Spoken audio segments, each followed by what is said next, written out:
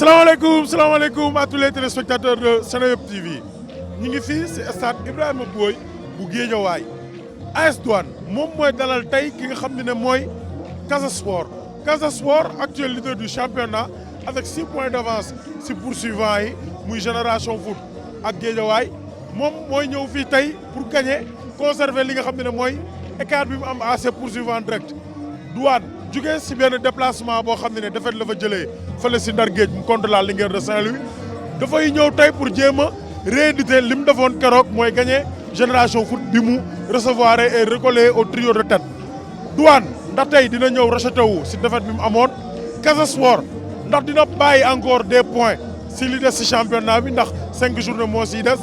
loolu dinañ si am lu ñu leer léegi boo leen toppee seetaan li nga xam ne moo am fii c'est stade Ibrahima Boye bu Guédiawaye.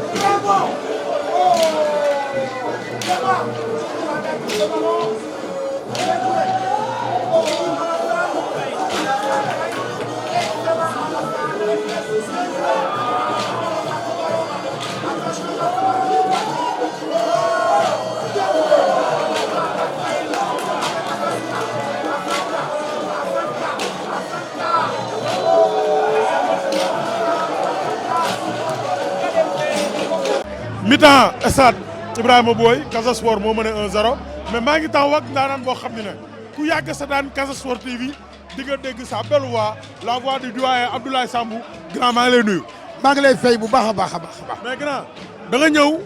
indi lu bees mooy lan mooy reporter match yi mais ni ngay reporter match yi dafa ànd ak feeling mais dafa am benn sensationnel maanaam mën nga bañ a seetaan l'image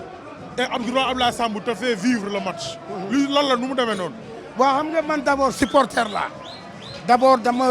damay dund match Casa Sport dama koy dund ensuite dama am ay sensation yoo xamante ne bu ñuy woy nii daf may dugg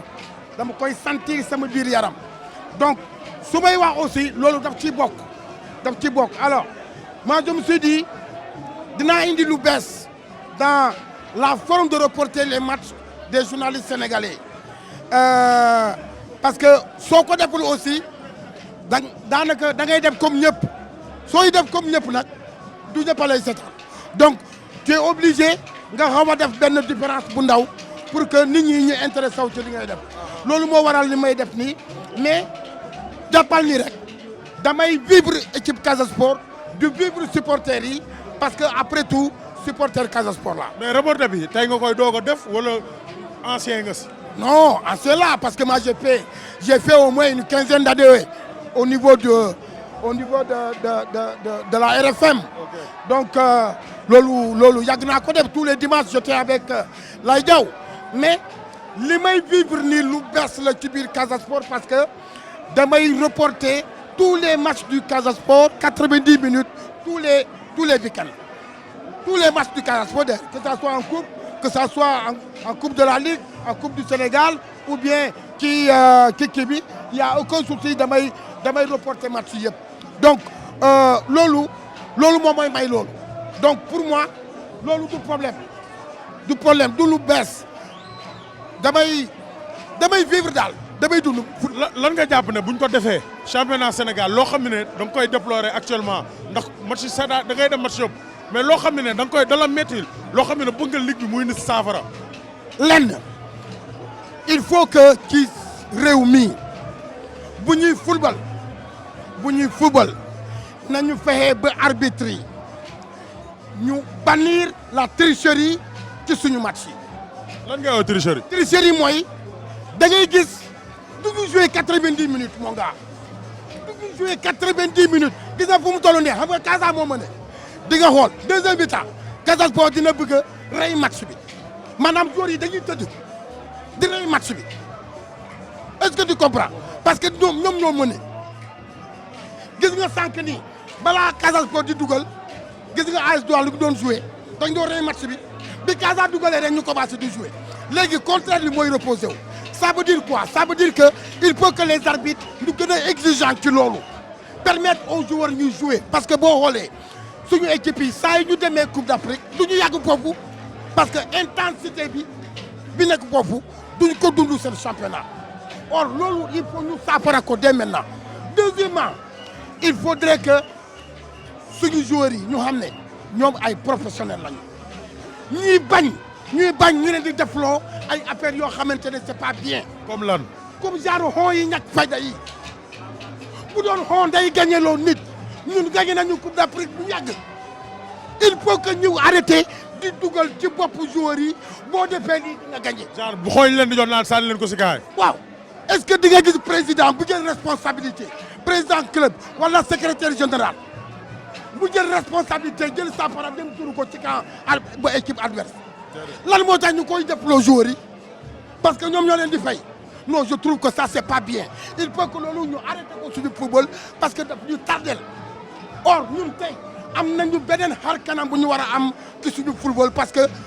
n'oublions pas on est champion d'Afrique. Inch'Allah mais duñu terminer sans spécial ballon de Moutarou Ndiaye Moutarou. Voilà, merci à vous. Merci aux gens de Seneweb.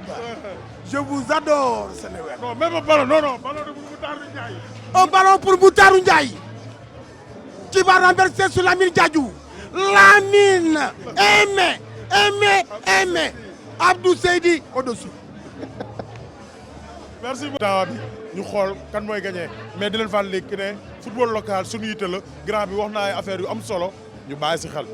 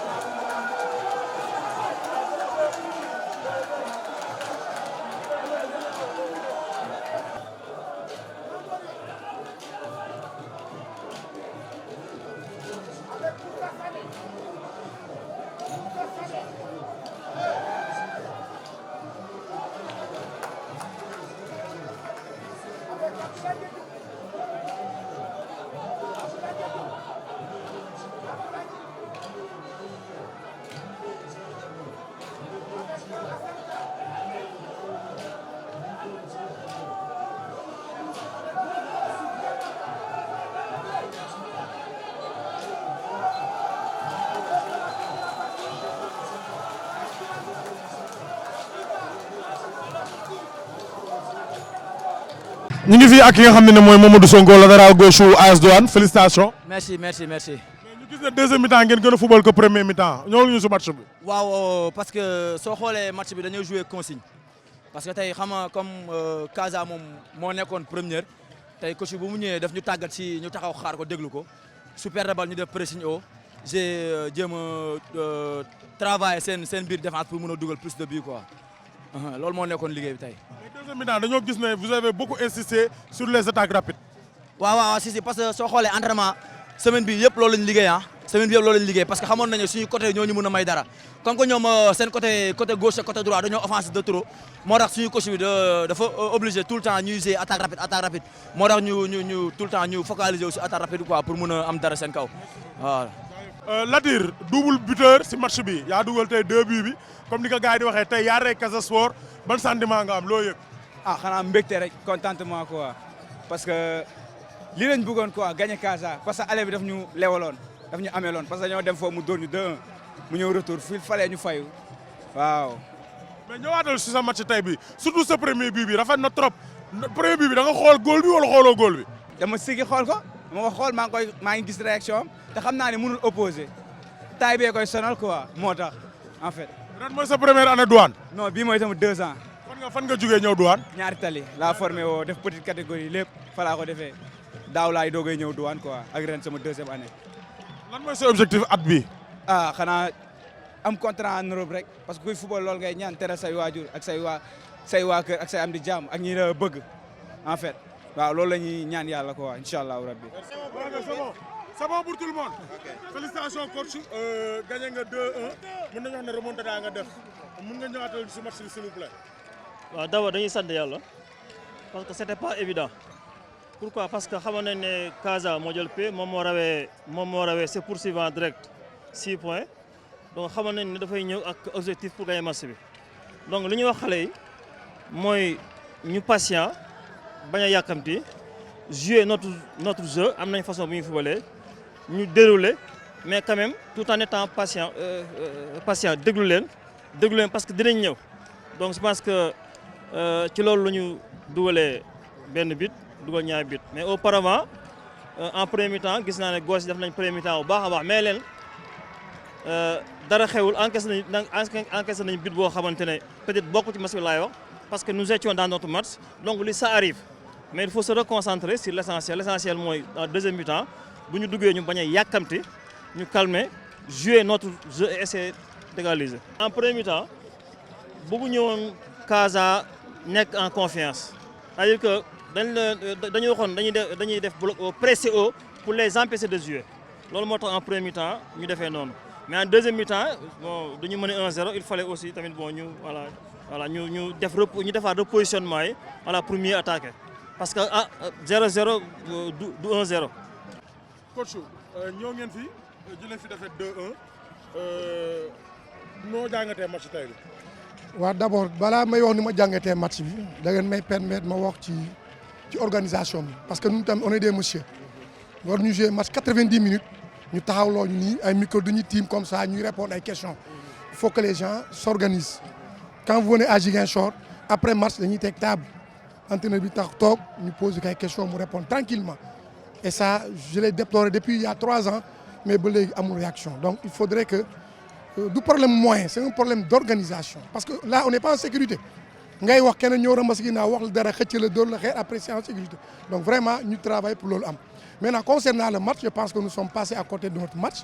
et l'adversaire a bien joué nous félicitons l'adversaire qui a su contenir nos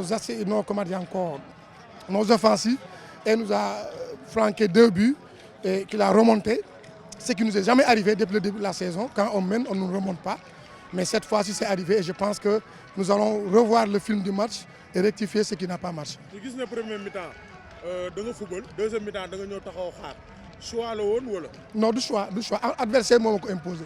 man du may taxaw di xaar moi je joue toujours donc adversaire moo ma imposé ma bañ a jënd et réussir na ko voilà. adversaire bi gagnewul sur la gestion des émotions parce que gis nañ ne match bi amoon nay tension surtout ak écharpe Aliou Badara Fadi bi ñuy jël di sànni gestion les joueurs se sont emballés et nga jël ñaari buts yoo xam ne mën nañu wax ne manque d'inattention la wala excès d'émotion la. non pas excès d'émotion te loolu noonu bu ñu ko jëlee joueurs yi réagiruñ defuñu dara